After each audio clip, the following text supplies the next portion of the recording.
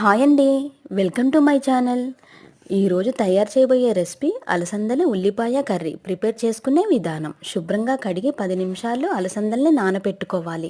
ఉల్లిపాయలు 7 వరకు అయితే నేను తీసుకున్నాను. 3 మిర్చి తీసుకున్నానండి. సన్నగా కట్ చేసుకొని పక్కన పెట్టుకోవాలి. ఒక కళాయిలో 3 టేబుల్ స్పూన్ ఆయిల్ వేసుకొని, ఆయిల్ వేడెక్కగానే పోపు దినుసులు, కరివేపాకు, ఉల్లిపాయలు, మిర్చి వేసేసుకోవాలండి. ఒకసారి కలిపేసుకున్న తర్వాత 1 టీ స్పూన్ పసుపు వేసుకొని మళ్ళీ ఒకసారి కలిపేయాలి. కలిపేశాక మూత పెట్టేసిన తర్వాత 2 నిమిషాల తర్వాత ఉప్పు వేసుకోవాలండి. అలసందల పప్పు వేసి ఒకసారి తిప్పేసి కారం వేసుకోవాలి. తిప్పేసిన తర్వాత మూత పెట్టేసుకున్న తర్వాత 2 నిమిషాల తర్వాత 1 గ్లాస్ వాటర్ పోసుకొని 2 నిమిషాలు స్టవ్ మీదే ఉంచి కలిపేయాలండి. అంతే అండి, రెడీ అయిపోయింది. ఒక సర్వింగ్ బౌల్లోకి తీసుకుందాం. అంతే అండి, చాలా ఈజీగా చాలా టేస్టీగా ఉండే అలసందలు ఉల్లి కర్రీ రెడీ.